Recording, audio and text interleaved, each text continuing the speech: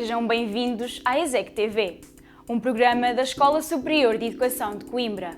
Fiquem connosco durante esta próxima meia hora de cultura. Os finalistas do curso de Teatro e Educação da ESEC, em colaboração com a Companhia de Coimbra O Teatrão, desenvolveram o espetáculo Bruxas de Salem. A partir da obra do dramaturgo norte-americano Arthur Miller, esta peça aborda temas como a corrupção do poder e o medo que transforma comunidades.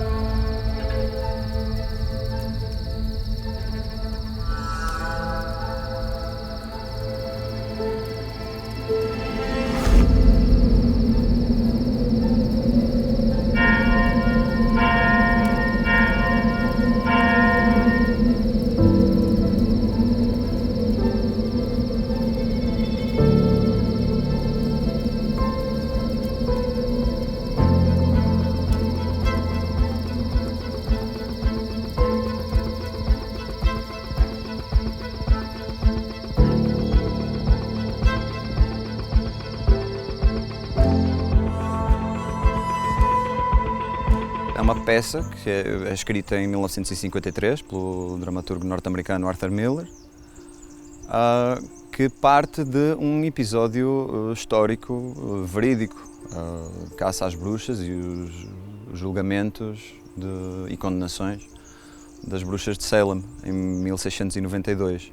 À semelhança do Arthur Miller, que ele pega neste episódio não para falar sobre o episódio de um ponto de vista museológico, ou de recordação, ou de lembrança, ele pega nas bruxas para falar do tempo dele. Quer dizer, em 1953 nós estávamos num pico, ou muito próximos do pico, do Comitê das Atividades Anti-Americanas, que perseguia muito claramente tudo aquilo que cheirava a comunista, ou que cheirava a desvio da norma. Então há esta ideia na peça da demonização daquilo que não se alinha, da demonização daquilo que é estranho, da demonização daquilo que é até contrário a certas agendas pessoais que interessam aos agentes do poder. Se a colheita for boa, compro-te uma vaca. O que é que tu achas da ideia? Assim? Sim. Quero ver-te feliz, Isabel. Eu sei, Joana.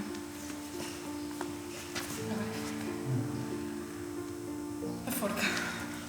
A forca está montada. Não. Eu sabia que ia dar nisto. Não, ninguém te vai... Ela quer ver morta, John. Tu sabes que ela quer ver morta. Senta!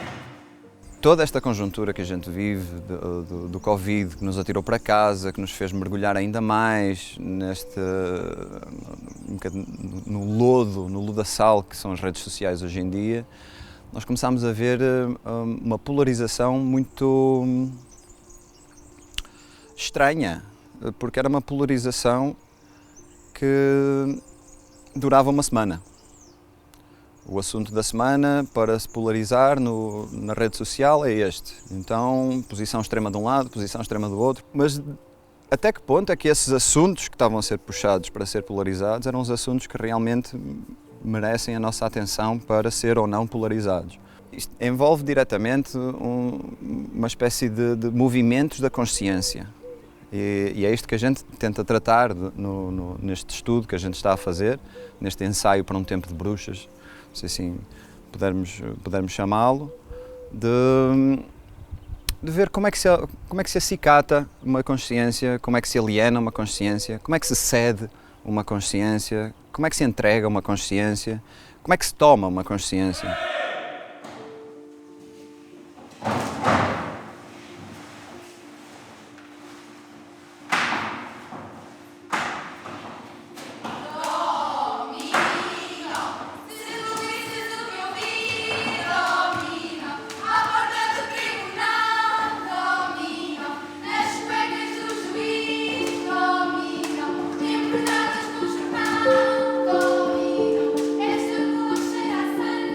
Nós, quando começámos a trabalhar em outubro e começámos a discutir, começámos por fazer exatamente isso, discutir o que se passava com o mundo nesta altura. E chegámos à discussão do medo, à discussão da verdade, do que era verdade, de quem controlava a verdade. Chegamos mesmo a perceber que, ok, a verdade de facto não é uma coisa estática e que é só de uma pessoa, mas que, por exemplo, nesta peça varia muito da personagem que a conta e é quase uma coisa que pode ser minha, mas a verdade dele na mesma situação pode ser outra completamente diferente. Desculpe, a senhora acredita em bruxas? Não se preocupe, esta menina não é uma bruxa. É a filha do reverendo Paris, Betty Paris. É a tua filha. Betty! Betty, olha para mim. Betty, abre os olhos, por favor. Se tu visses o que eu vi, dói. Betty, anda lá comigo.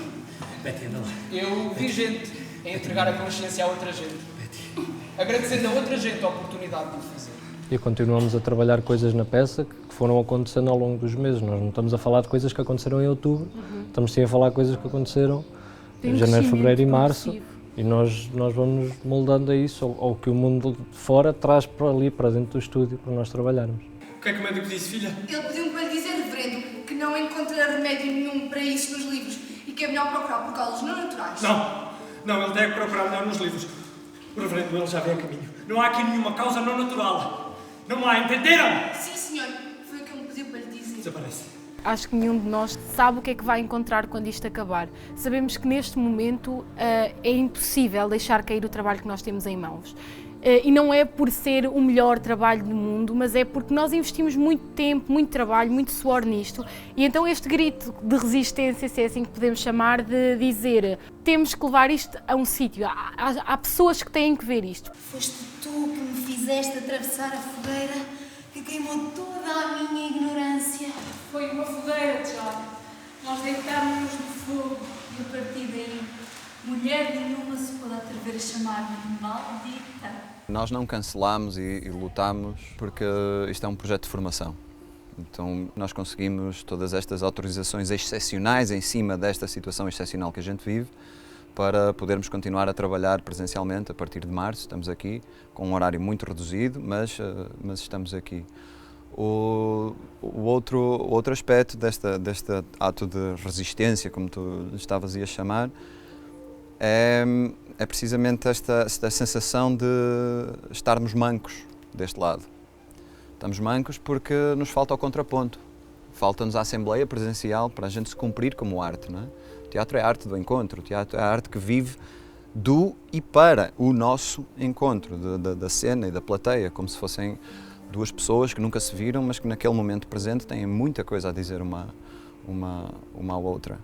Sabemos que isto não é através de um registro audiovisual que a gente possa disponibilizar online, sabemos que este não é o encontro que a gente desejaria, mas temos um bocadinho de fé aí também, até uma fé quase resgatada à nossa infância, daqueles movimentos em que a gente imaginava que do outro lado do mundo poderia estar uma pessoa a fazer exatamente a mesma coisa que eu estava a fazer naquele momento, não é?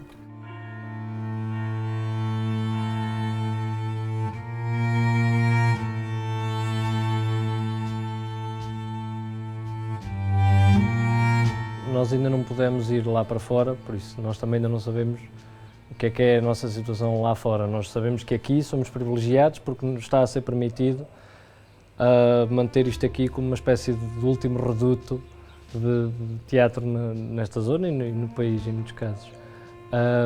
Por isso, acho que devemos isso neste momento à cultura em Portugal, de fazer um trabalho nosso, um trabalho honesto, um trabalho que nos possamos orgulhar e podermos mostrar isto às pessoas. Quando em janeiro fomos para casa, nós ainda trabalhámos mais algumas semanas, depois em janeiro, antes de irmos para casa, mas nós sabíamos, e o David até disse isso num dos ensaios, nós sabíamos que éramos os únicos que estávamos a trabalhar teatro naquele momento, porque as companhias tinham fechado, os teatros tinham fechado, não havia espetáculos e nós ainda estávamos a ter aulas, então nós éramos dos únicos que ainda estávamos aqui a trabalhar isto.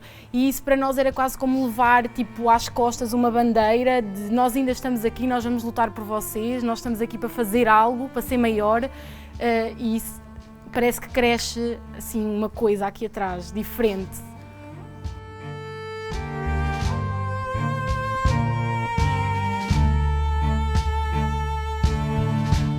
precisamos do outro.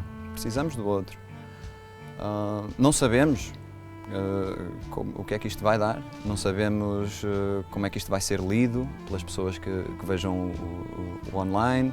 Sabemos algumas coisas, sabemos que não é o pulsar coletivo da plateia que vai dirigir a experiência do espectador, é o próprio batimento cardíaco e talvez a tecla da pausa, né? Para ir lavar a louça, ou para ir dar de comida ao gato, ou para ir à varanda, ou para fazer um passeio higiênico.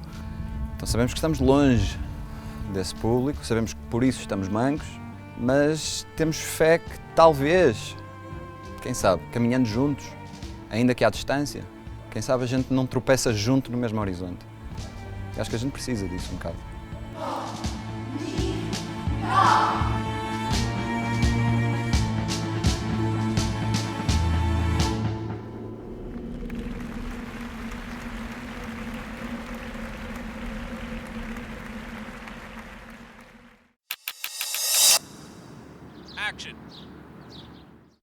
Kintsugi dá título ao recente álbum de Luís Figueiredo e João Mortágua, que para além de piano e saxofone, traz também alguma eletrónica à mistura. A improvisação livre está no mote desta dupla, que se vai juntando com camadas de sons. O Salão Brasil abriu-nos as portas para podermos escutar um pouco desta atmosfera espacial.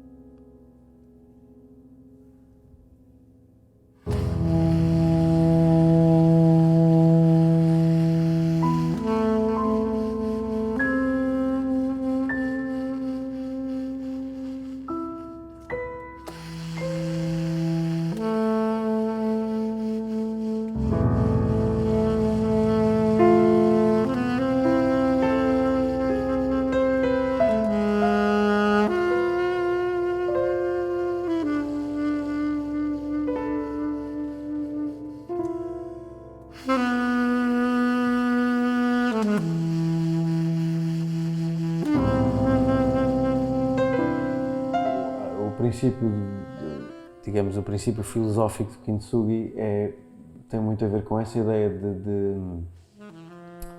de aceitação daquilo que foi quebrado e do processo todo de recuperar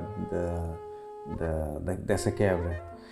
E isso é um princípio interessante, é um princípio de vida interessante, é um princípio filosófico interessante no geral, e na música tem uma aplicação muito cheia de possibilidades. E sobretudo quando se fala de música improvisada, não é? Tem muito a ver com a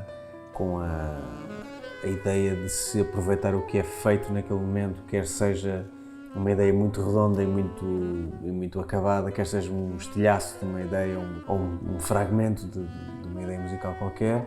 Aceitar também esta espécie de vertigem do erro, não é? De que as coisas não são necessariamente certas ou erradas, e muitas vezes o erro está em pensarmos numa coisa e concretizamos algo ligeiramente diferente, que não bate exatamente certo com aquilo em que pensámos. Mas é aceitar também esse erro e aceitar esse caminho que às vezes é muito enviesado, e perceber que no final tudo aquilo que fizemos com esse estilhaço e com esses imprevistos todos pode ser muito mais interessante do que uma coisa muito pensada, muito redonda e muito brilhante. Não é? Assim, é um bocadinho como aquela analogia dos vasos de cerâmica que se partem, não é? O vaso de cerâmica que se partiu e que foi recuperado com muito cuidado, com muita arte, com muita atenção, pode valer mais do que o objeto novo antes de se partir, não é?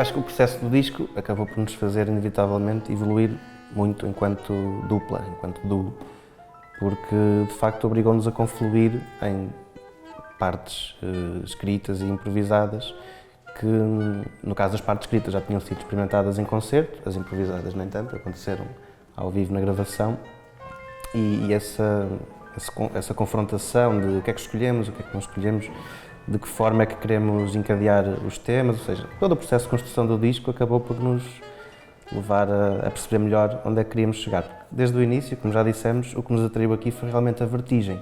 Nós nunca tínhamos tocado juntos assim tanto tempo, muito menos a duo, não é? Que tem que haver uma intimidade muito maior, e nós decidimos construí-la do zero, mergulhando neste infinito de possibilidades.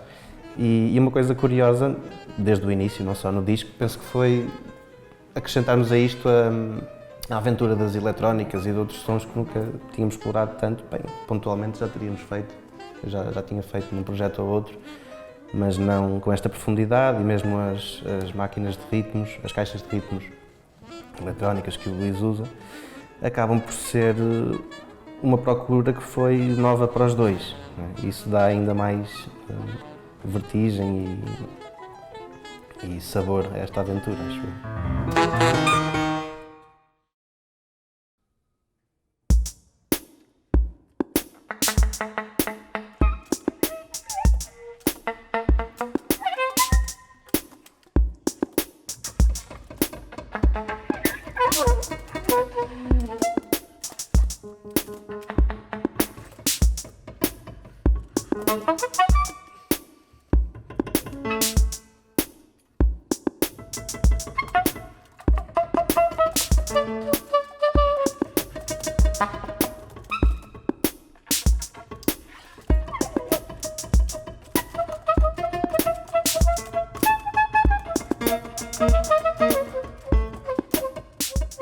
Nós temos sempre essa noção, construímos qualquer coisa que é especial, porque se não achássemos não publicávamos, quer dizer, não editávamos o disco, não continuávamos a explorar esta via, não é? O que eu sinto em relação à performance em duo com o João e neste projeto é que houve uma série de decisões que quase que foram tomadas por nós, ou seja, que não tivemos que pensar muito nelas, nem tivemos que estar a experimentar alternativas, foram coisas que intuitivamente fomos trazendo para o projeto, e acho que desde o início tivemos os dois muito interesse em encontrar dimensões que pudéssemos acrescentar àquilo que fazíamos só enquanto dois músicos que estavam juntos em palco, não é? E é por isso que usamos coisas pré-gravadas, é por isso que usamos eletrónica, e porque são maneiras de acrescentar outras dimensões àquilo que fazemos. Gravar loops e tocar por cima, explorar a espacialidade do som, são coisas que acabam por estender um bocadinho as técnicas possíveis e os recursos possíveis. E mais uma vez foram coisas que fomos começando a fazer, e um trazia uma coisa, outro ia propondo outra, mas digamos nunca pensámos muito, nunca foi uma decisão muito consciente, vamos ter eletrónica aqui ou vamos ter percussões aqui adicionais, ou seja o que for. Íamos experimentando. É sempre uma grande busca. Claro, outra característica dos discos é podermos fazer pós-produção, no sentido de tudo foi gravado por nós, mas eu penso que quando falavas de eletrónica mais para o final do disco estar mais presente, terá a ver com a questão das camadas. Portanto, nós permitimos-nos acrescentar, no caso da penúltima faixa, penso que é o stream 8 ou 7, construir tudo aquilo à volta do discurso que se pode ouvir, que vem de uma conferência sobre o Kintsugi, e a partir daí há camadas de eletrónica que foram gravadas num outro momento e depois foram sobrepostas àquilo que foi gravado em tempo real.